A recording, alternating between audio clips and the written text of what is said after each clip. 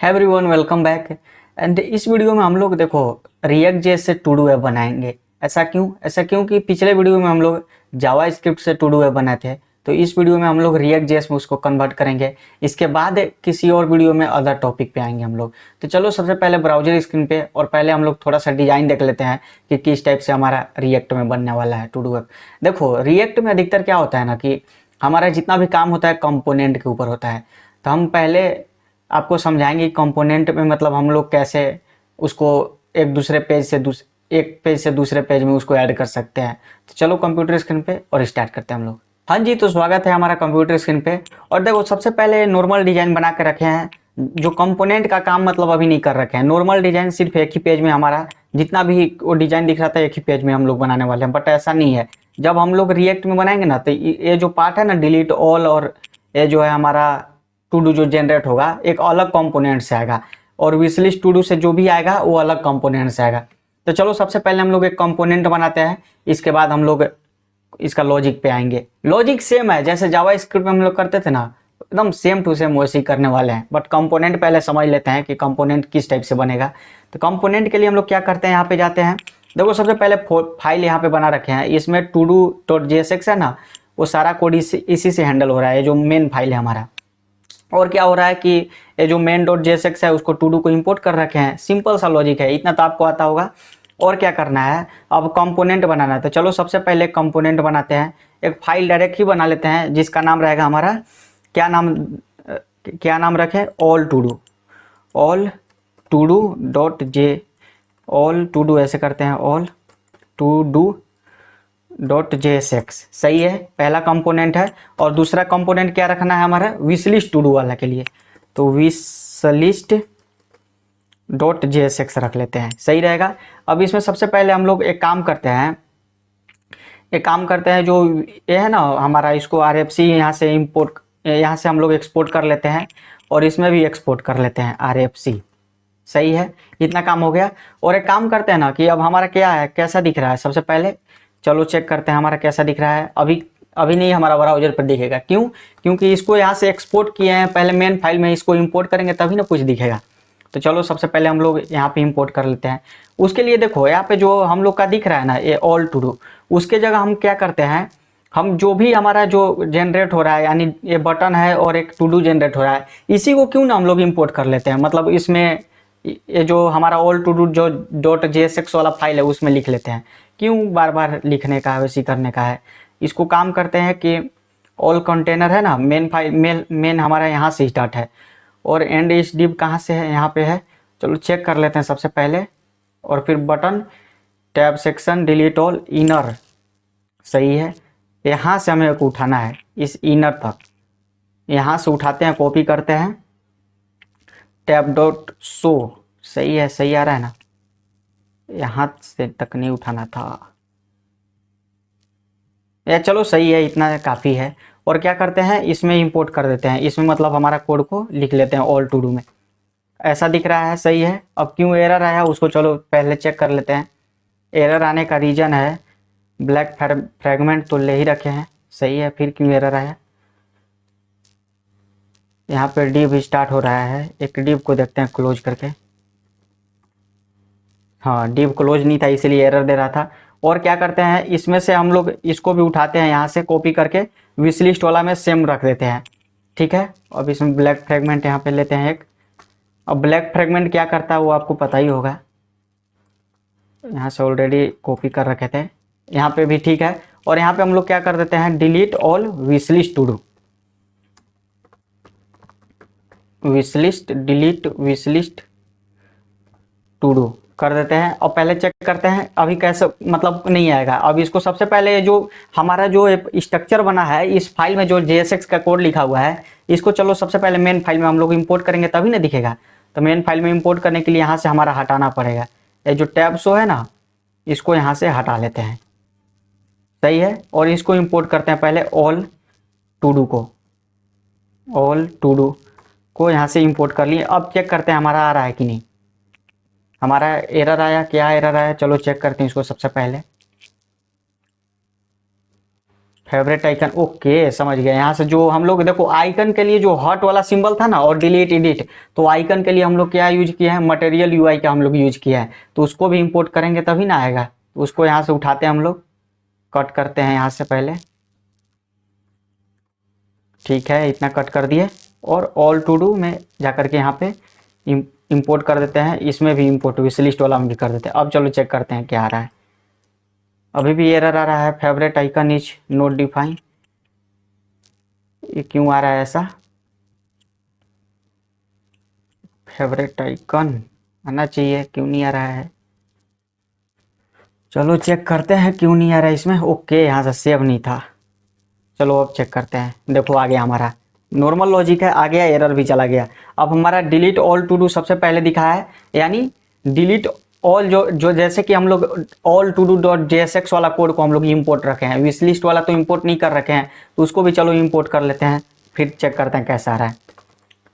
Wish list देखो react में normal सा ऐसे ही, मतलब हमारा जो जो भी कंपोनेंट बनाते हैं तो उसको सबसे पहले हमको एक्सपोर्ट करना पड़ता है उसमें से, और उसका कोड को जब भी हम दूसरे फाइल में मेन फाइल में यूज करेंगे उसमें इंपोर्ट करना पड़ता है।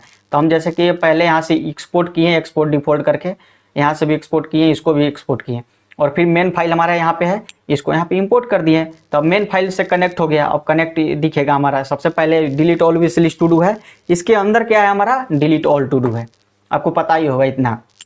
अब हमें करना क्या है, अब हमें करना है कि इसके क्लिक पे, और इसको पहले इसको डायनेमिक करना है।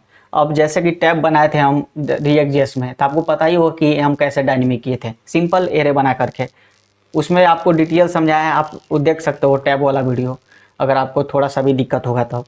सबसे पहले क्या करते हैं हम लोग, एक फाइल बनाते हैं यहाँ पे btn array.jsx करके, और एक ले लेते हैं 8 btn array करके, और क्या करते हैं हमारा एक करली ब्रैकेट आईडी ले लेते हैं 1, यहाँ पे आईडी 1 ले लेते हैं। और क्या करते हैं हमारा यहाँ पे एक क्या है, एक ले लेते हैं btn कंटेंट, कंटेंट से लेकर के क्या है पहला कंटेंट क्या है उसको यहीं से हम लोग कॉपी कर लेते हैं, ऑल टू डू।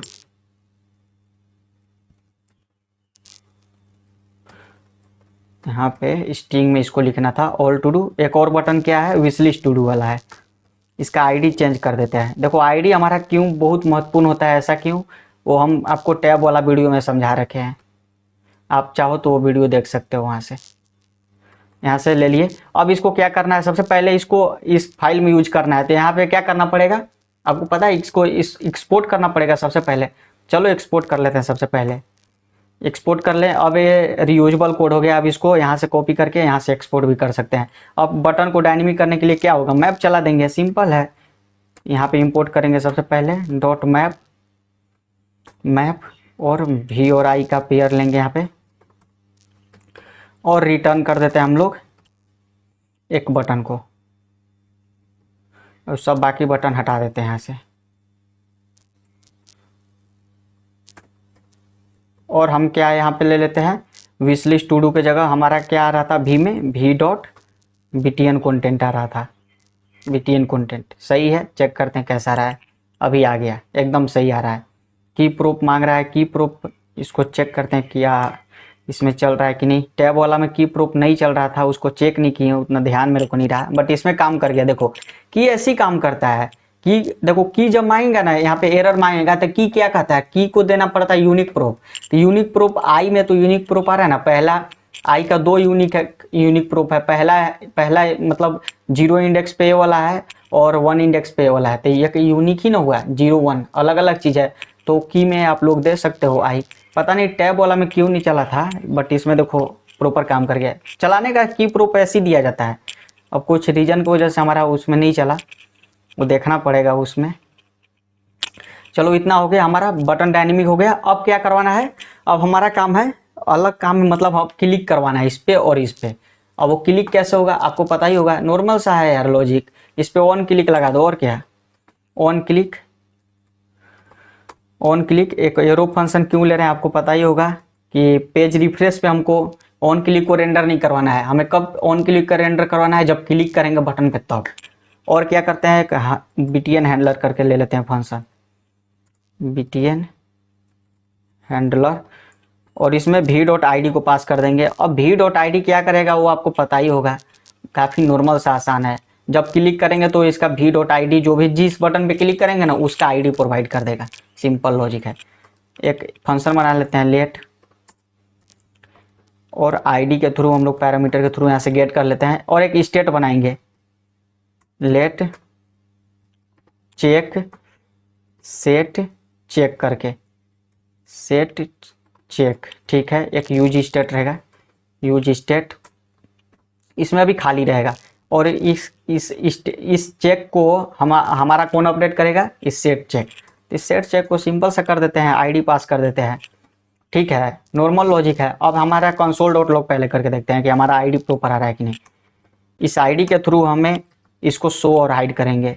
इस आईडी के थ्रू हमारा ये जो टू डू आ रहा है ना, delete all wish list to do वाला कंपोनेंट और एक डिलीट ऑल टू डू वाला कंपोनेंट, उसको शो और हाइड करेंगे। देखो पहले पे क्लिक किया तो पहला का आईडी मिल गया, और दूसरे पे क्लिक किया दूसरा का आईडी। तो हम लोग क्यों नहीं कंडीशन लगा सकते हैं इस स्टेट में कि अगर चेक का मतलब आईडी जो चेक किस में आ रहा है, देखो आईडी किस में आ रहा है, सबसे पहला इस चेक में आ रहा है। तो क्यों नहीं हम लोग यहाँ पे कंडीशन लगा सकते हैं।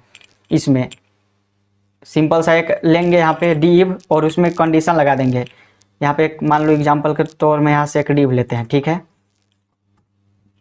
एक क्लास नेम करके, क्लास नेम इसको करली ब्रैकेट में लेते हैं, और इसमें हम कंडीशन पास कर देंगे कि इफ पहले करली डॉलर और करली ब्रैकेट फिर चेक है। अगर चेक का आईडी 1 होगा तो हमें किसे दिखाना है, इसको दिखाना है, ठीक है, समझे आप। इसको दिखाना है तो उसके लिए हम कर देंगे यहाँ पे इसको दिखाना है। और चेक का आईडी फिर क्या रहेगा, चेक का आईडी अगर 2 रहेगा तो हमें किसको दिखाना है, इसको दिखाना है। नॉर्मल लॉजिक है, इतना तो हो जाएगा, काफ़ी आसान है। अब चेक करते हैं क्या हो रहा है।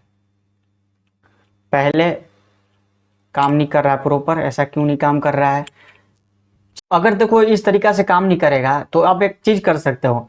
सबसे पहले तो आप एक काम करना है, यहाँ पे इसको पहले हाइड तो करो, सही, पहले हाइड कर दो। हाइड करने के लिए हमारा ये जो कमेंट किए थे कोड, इसको अनकमेंट कर देते हैं।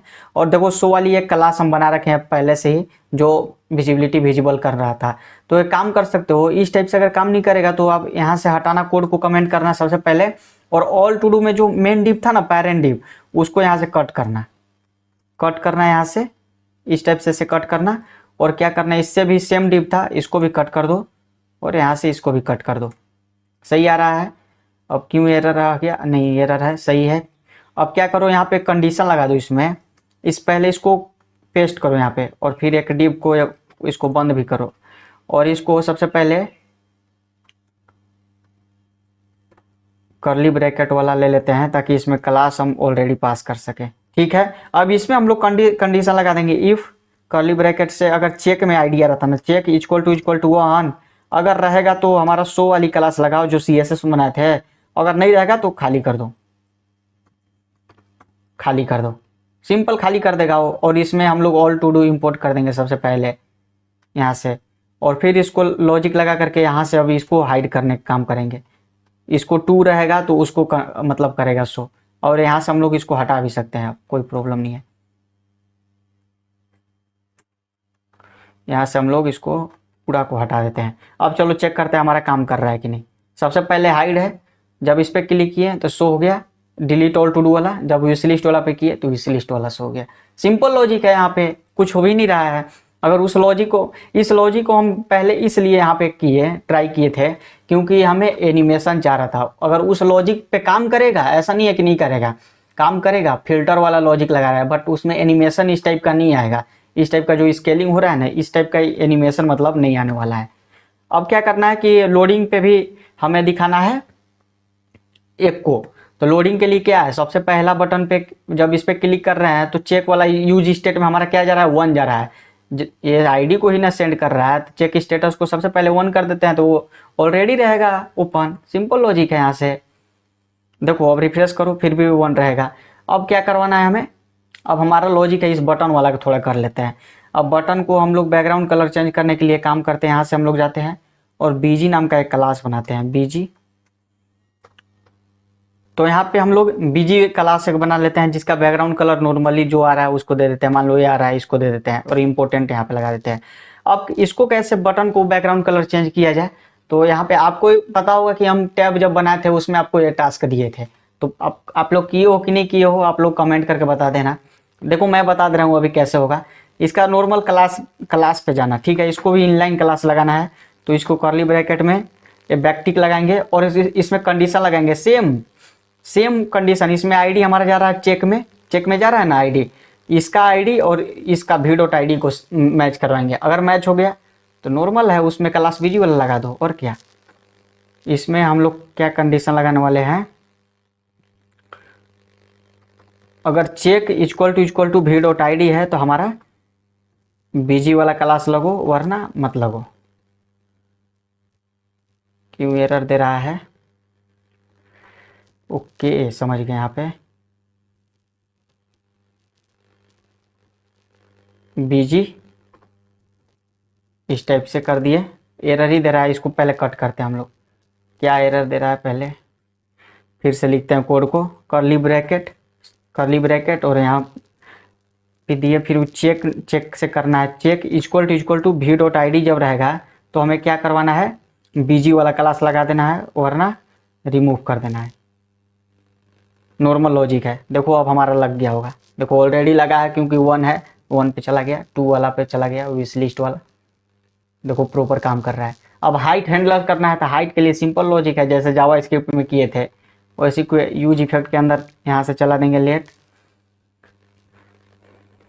लेट हाइट हैंडलर करके एक फंक्शन बनाते हैं और क्वेरी सिलेक्टर का यूज करते हैं। किसका हाइट बढ़ाना है, पहले चेक करते हैं कि हाइट किसका बढ़ाना है, तो हाइट हमें बढ़ाना है इस टैब कंटेनर के, ठीक है। यहाँ पे हम लोग टारगेट कर लेते हैं टैब कंटेनर को और डॉक्यूमेंट डॉट क्वेरी सिलेक्टर। अब रिएक्ट में क्वेरी सिलेक्टर क्यों यूज कर रहे हैं आपको पता ही चल रहा होगा, अगर मेरा पिछला वीडियो आप लोग देखे होगे तो आपको पता होगा कि क्यों यूज कर रहे हैं। यहाँ पे हो गया, और किसके थ्रू हाइट बढ़ाना है, तो इस शो वाली क्लास के थ्रू हाइट बढ़ाना है। Let show document dot query selector, scroll height नाम का एक कीवर्ड आता है, इतना तो आपको आता ही होगा यार, इसको स्टाइलिंग कर देते हैं, डॉट स्टाइल डॉट हाइट में क्या करते हैं हम लोग, डॉलर कर्ली ब्रैकेट शो वाली जो उसमें वेरिएबल लिए थे उसको पास कर देते हैं, पिक्सल्स दे देते हैं। अब क्या करवाना है हमें, स्पेलिंग रॉन्ग है, सो पहले तो इसको यूज इफेक्ट में कॉल करो, पहला नंबर है यूज इफेक्ट में। अभी के लिए डिपेंडेंसी इसको दे देंगे, डिपेंडेंसी इसका क्या देंगे, आईडी जो आ रहा है आईडी के थ्रू इसका हाइट और घटाना बढ़ाना है, तो डिपेंडेंसी दे दो आईडी। अब नॉर्मली काम करेगा, देखो लोड पे भी काम करेगा, इस पे भी काम करेगा, नॉर्मल लॉजिक है यार, हो गया सिंपल। इतना मेरा टैब बन के तो रेडी हो गया। अब हमें क्या बनाना है आप समझना, अब हमारा काम है, अब हमारा काम है कि इस फॉर्म पे मतलब अब काम है हमारा, तो इस फॉर्म को सबसे पहले गेट करना। तो अब क्या होगा हमारा, सबसे पहले इस फॉर्म पे चलेंगे और हमें ऑन सबमिट फायर करवाएंगे, क्योंकि रिएक्ट में बड़े लॉजिक पे आप क्वेरी सिलेक्टर यूज नहीं कर सकते हो, क्योंकि जब भी वो क्वेरी सिलेक्टर यूज करते हो तो डोम क्या करता है, पेज को री रेंडर कर देता है, रिफ्रेश कर देता है। तो उसको रोकने के लिए हमारे पास क्या होता है, इनलाइन हमें मतलब रिएक्ट अपने आप में एक सुविधा बना के दिया है कि इनलाइन लिखो, उस टाइप से हम लोग फायर करवा सकते हैं। तो चलो सबसे पहले हमें फॉर्म पे चलना है, तो फॉर्म कहाँ है, यहाँ पे है, तो इस पर क्या करेंगे, ऑन सबमिट फायर करवाएंगे, ऑन सबमिट एक फायर करवा देते हैं, सबमिट हैंडलर नाम का फंक्शन, सबमिट हैंडलर, ठीक है। अब इसको क्या करते हैं, सबसे पहले यहाँ पे कॉल कर लेते हैं लेट सबमिट हैंडलर, और यहाँ पे क्या करते हैं, एक सबमिट क्या देता है, आप लोग जावा स्क्रिप्ट का वीडियो देखे होगे तो आपको पता होगा कि एक ई नाम का इवेंट देता है, जो कुछ भी मतलब रख सकते हो, ई नेसेसरी नहीं है। अब हमें क्या करवाना है आप समझना, अब हमें क्या करवाना है, कंसोल डॉट लॉग पहले करते हैं, कंसोल डॉट लॉग ई, पहले चेक करते हैं क्या एरर आ रहा है इसमें। एरर कुछ भी नहीं है, सही है। अब सबमिट करते हैं, सबसे पहले फॉर्म को सबमिट करते हैं।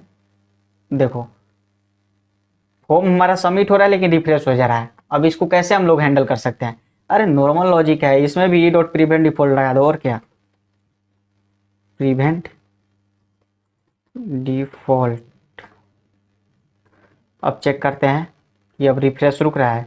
देखो रिफ्रेश रुक गया। अब सबमिट कर रहे हैं, देखो यहाँ पे रिएक्ट नेम दे दिया ऑन सबमिट, और सबसे पहले टारगेट भी देगा ये भी, इसको भी नॉर्मल जैसे हम लोग जावा स्क्रिप्ट में किए थे ना, सेम लॉजिक लगने वाला है, कुछ भी लॉजिक चेंज नहीं होगा। देखो टाइप क्या है, सबमिट। अब हमें टारगेट ये भी टारगेट देगा। टारगेट क्या दिया, फॉर्म दिया। इस फॉर्म में क्या है, पहला इनपुट है फिर बटन है। तो हमें किसको टारगेट करना है, इनपुट को टारगेट करना है यार। हम कोड करते जा रहे हैं थोड़ा स्पीड में, अगर आपको कहीं भी दिक्कत होगा तो मेरा जावा स्क्रिप्ट का वीडियो देख लेना। यहाँ पे जो मेरे को लगेगा कि समझाने लायक है, जो मेरे को लगेगा कि यहाँ पे अलग चीज़ रिएक्ट में यूज हो रहा है, वहाँ पे आपको समझाएंगे। न तो यहाँ पे हम लोग कोड करते जाएंगे नॉर्मली से।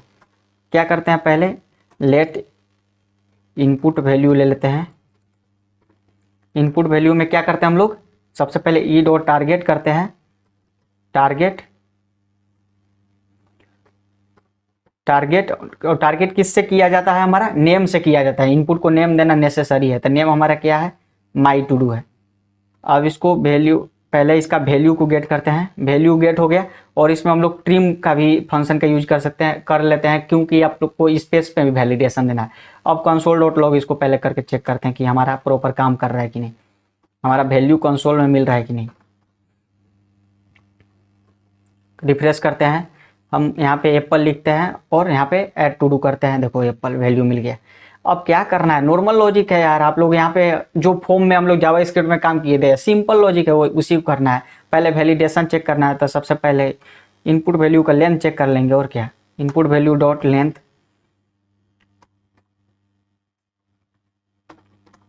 GTH लेंथ, अगर greater than less than equal to 0 रहेगा तो क्या करवाना है, अलर्ट करवाना है हमें,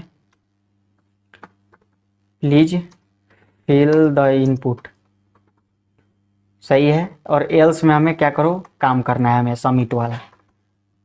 चेक करते हैं, सबसे पहले कंसोल डॉट लॉग कर लेते हैं इनपुट वैल्यू, काम कर रहा है कि नहीं। Console dot log input value, पहले रिफ्रेश कर लेते हैं। अब चेक करते हैं, सबसे पहले बैक स्पेस करके अलर्ट करवाते हैं। अलर्ट हो गया, देखो please fill the input, please fill the input. और जब कुछ भी लिखते हैं तो हमारा कंसोल में दे देता है। डबल क्लिक पे काम कर रहा है क्या, पहले फिर से चेक कर लेते हैं। नहीं, सिंगल क्लिक पे ही काम कर रहा है। सही है, इतना काम हो गया, हमारा ब्लैंक चेक हो गया। अब क्या करवाना है हमें, अब हमें करवाना है कि इसका जो भी है ना, पहले क्या करवाना है कि इसका वैल्यू को हमें लोकल स्टोरेज में मतलब पुट करवाना होगा। तो अब लोकल स्टोरेज में कैसे पुट होगा, वही नॉर्मल लॉजिक है, फिर से जावा स्क्रिप्ट में जैसे किए थे, पहले गेट करो फिर सेट करो। नॉर्मल है यार। पहले क्या करते हैं, गेट कर लेते हैं, पहले गेट लोकल इनपुट करके, और क्या करते हैं हम लोग, local storage JSON dot parse कर देते हैं। अब क्यों पता ही होगा। अब क्या करते हैं, इसमें लोकल स्टोरेज से गेट करते हैं। तो क्या कर, लोकल स्टोरेज एक ऑब्जेक्ट रहता था और गेट आइटम उसका एक फंक्शन है। अब देखो हम लोग को क्या गेट करना है, सबसे पहले तो एक मान लो हम लोग टू डू नाम का एक की बनाएंगे, जिसपे हमारा जितना भी डेटा होगा वो सारा स्टोर होने वाला है। तो बाय डिफॉल्ट अभी यही बना रखे हैं, बनाए मतलब नहीं है, पहले ही मतलब गेट कर लिए, उसी में रख दिए हैं। और हमें क्या करना है, और हमारा दूसरा काम है, अगर नहीं मिलेगा आपका टू डू नाम का इंडेक्स तो उस पर क्या करो, एक एरे दे दो। सिंपल लॉजिक है। तो हमारा क्या करेगा, एक एरे दे देगा अभी क्योंकि टू डू नाम का एक इसको की मिलेगा ही नहीं, तो एक एरे सिंपल दे देगा। और हमें क्या करवाना था, अब हमें एक नॉर्मली तो करना नहीं है, हमें एक ऑब्जेक्ट के फॉर्म में हमें डेटा को पुश करवाना है। चलो लेट डेटा, पहले ऑब्जेक्ट बना लेते हैं, लेट डेटा, एक ऑब्जेक्ट बना लेते हैं। पहले हमारा क्या रहेगा, आईडी, जो बाय डिफॉल्ट अभी के लिए 1 दे देते हैं।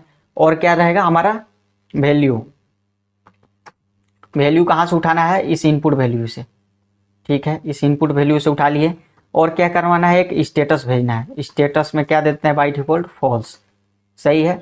और क्या करना है, इसको पहले फॉर्मेट मार लेते हैं, और इसको करते हैं पहले लोकल स्टोरेज में, इस एरे अभी दे रहा है ना, उसमें डेटा को पुश करवा देते हैं, इस गेट लोकल इनपुट में। सबसे पहले get local input dot push कर देते हैं क्या चीज़, इस डेटा को, तो एक ऑब्जेक्ट के फॉर्म में जाएगा और इसको सेट करवा देते हैं लोकल स्टोरेज में, local storage dot set item का यूज करके।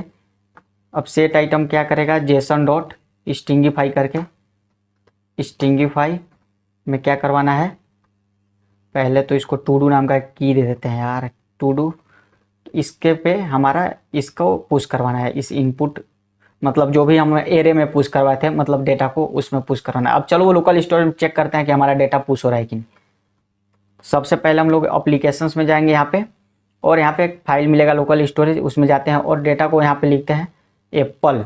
तो देखो एक एप्पल नाम का हमारा वैल्यू पुट हो गया। फिर क्या करवाते हैं, फिर सेकेंड में चेक करते हैं क्या हुआ, इसमें रिफ्रेश करने पे गायब क्यों हो गया, एक बार और करते हैं चेक, चला गया नहीं, रिफ्रेश पे गायब नहीं हो रहा, यहाँ से क्लिक हो गया, यहाँ से अपने से मतलब खुद से हम लोग लोकल स्टोरेज खाली कर दिए थे इसलिए चला गया था। अब राहुल भेजते हैं, वो भी चला गया, अच्छा जा रहा है। फिर से भेजते हैं राहुल, मल्टीपल राहुल चला गया, सही है।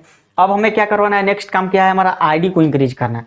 अरे तो आईडी को वही लॉजिक है जो जावा स्क्रिप्ट में हम लोग जिस टाइप से किए थे उसी टाइप से हम लोग इसमें भी करवाने वाले हैं।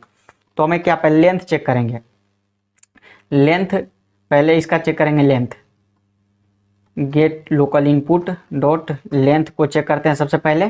अगर 0 से बड़ा रहेगा तब, अरे सॉरी 1 और 1 से बड़ा रहेगा तब चेक करना है इसको। तब क्या करते हैं हम लोग, एक सबसे पहले लेट आईडी डेटा नाम का एक वेरिएबल बना लेते हैं जो बाई डिफॉल्ट 1 रहेगा। तो सबसे पहले अगर लेंथ इसका 0 रहेगा तो क्या जाएगा, 1 जाएगा।